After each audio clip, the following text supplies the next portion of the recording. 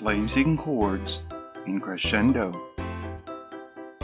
Chords are made by placing 3 or more notes of the same duration at the same position on the staff.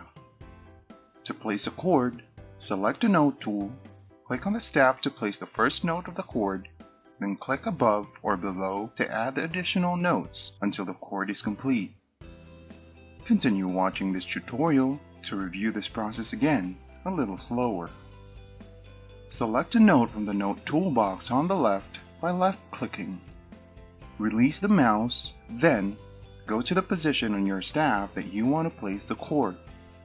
Left-click on your staff to place the first note. Move up or down from the first note and click again to place your second note. Repeat this process until you are finished adding all the notes in the chord. Crescendo will automatically link them as they are added. Use click and drag to move a note in the chord higher or lower. To delete a note in a chord, select the note and press delete. To delete a chord, select all the notes and then press delete.